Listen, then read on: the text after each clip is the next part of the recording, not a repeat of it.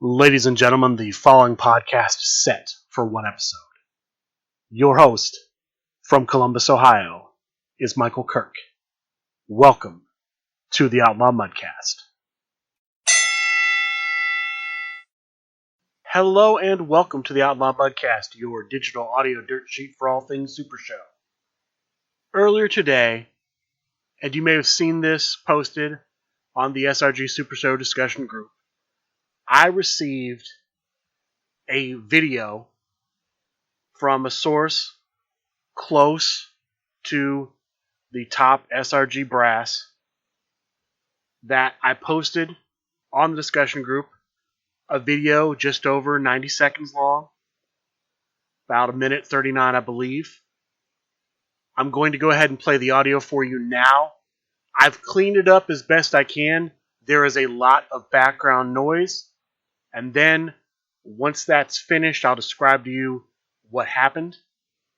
General Manager, I saw the post for the donations for the Field of Band. It's appreciated. I will consider lifting the ban, but right now I need you to deposit that money as soon as possible because I'm actually at the local toy store right now and I'm looking to pick up some stuff and they're waiting for me very patient. So, if you want to get that ban lifted on the higher class, just get that contribution as soon as you can, and I'll take care of the rest of the toys. Thank you very much on that.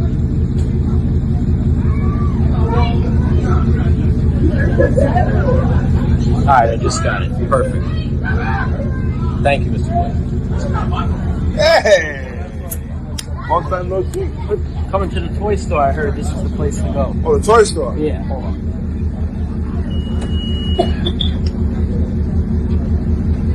I know it's not a van, but toy store, right? Yeah. How many boxes do you have in here? About 100, 150. General Manager John Calais, this comes from the higher class personally for you, Mr. Marconi. Oh. It's been a while. Higher class, you said? Yeah. They hiring? No. No? No. Get the camera out of here. Yeah, that's good. So, you've just listened to the audio. What happens in the video is this. We see Steve Resk. In my view, as I watch this, it's Steve Resk. Now, Steve did post on the video that wasn't him. I highly doubt that. To me, it's Steve. Steve's on the phone, apparently talking to the general manager, claiming to be at the toy store and needing the general manager to transfer him some money. The general manager transfers that money, which Steve intimates on the phone may lead to the ban on the higher class receiving title shots being lifted. That transfer happens.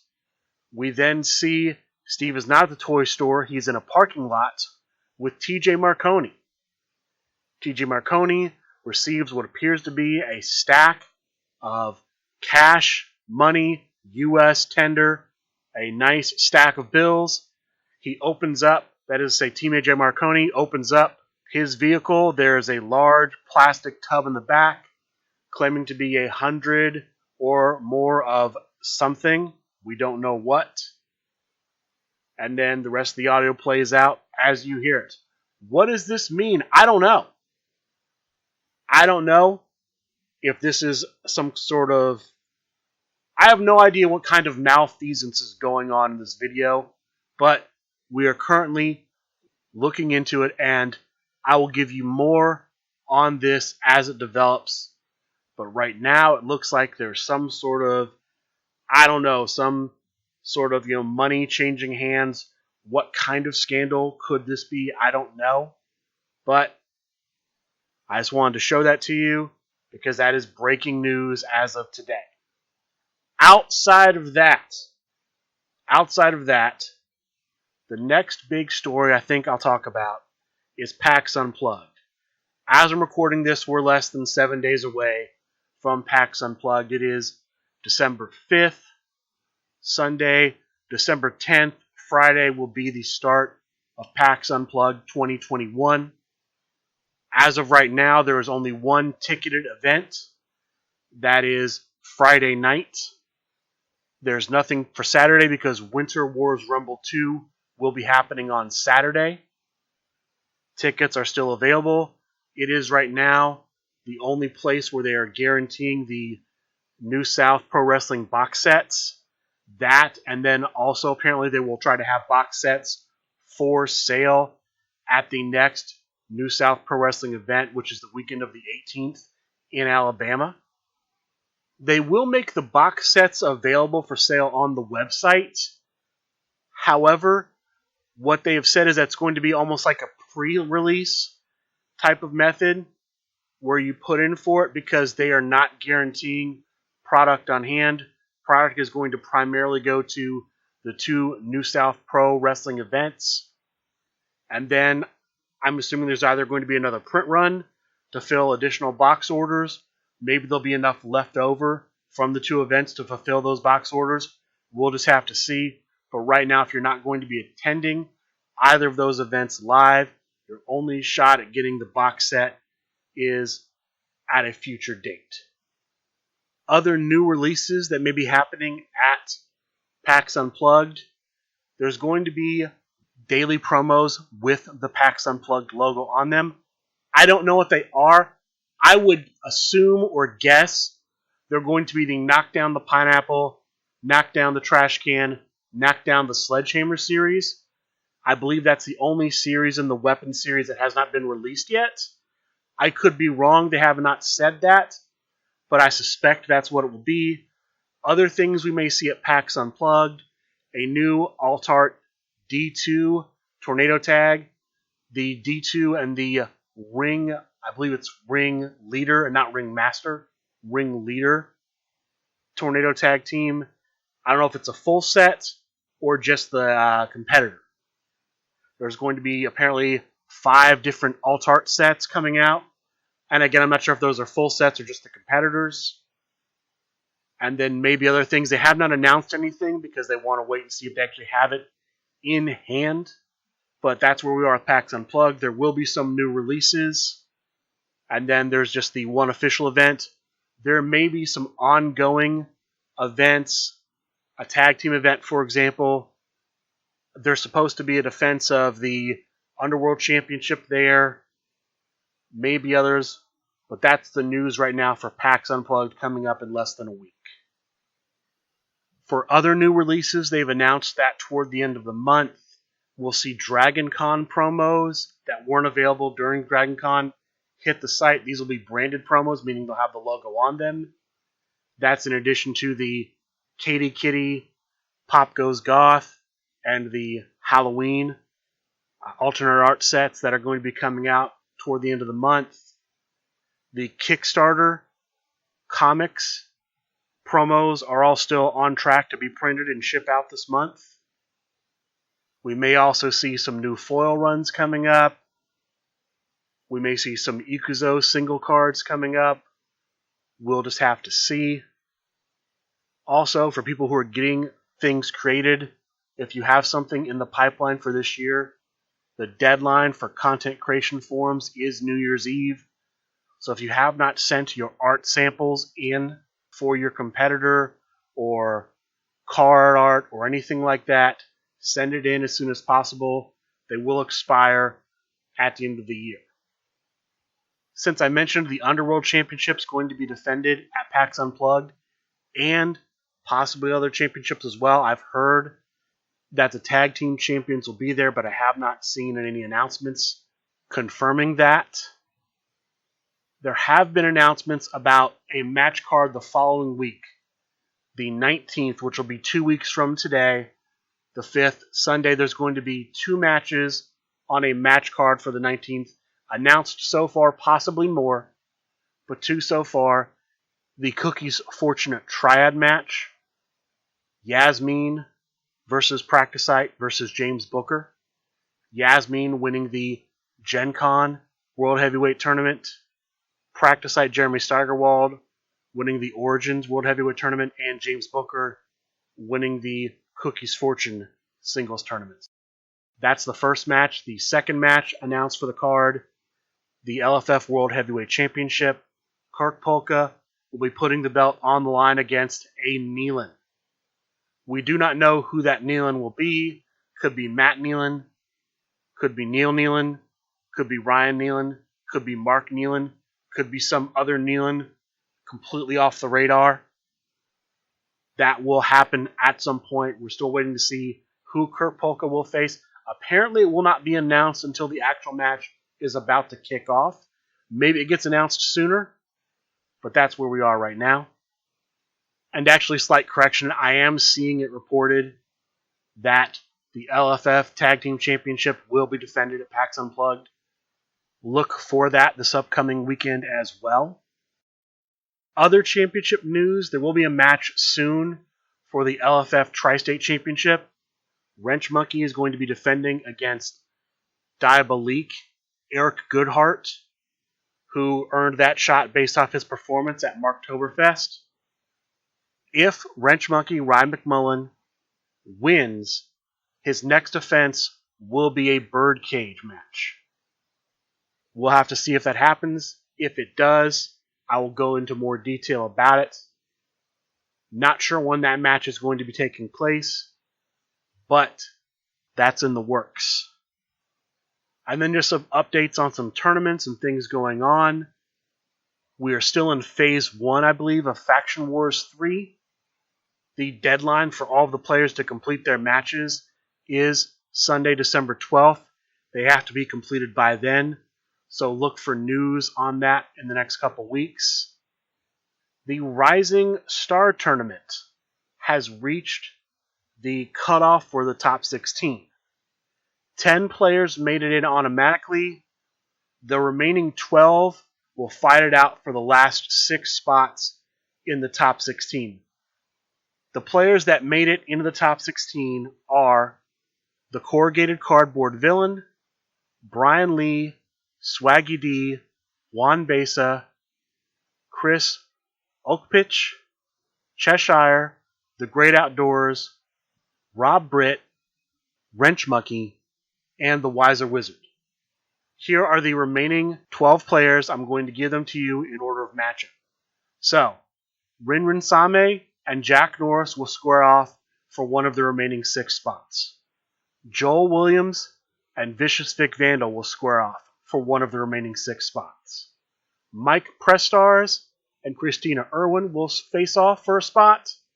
Scott Mulholland and Ronnie Rooms will square off for a spot. Rob T and Dan Gutowski will square off.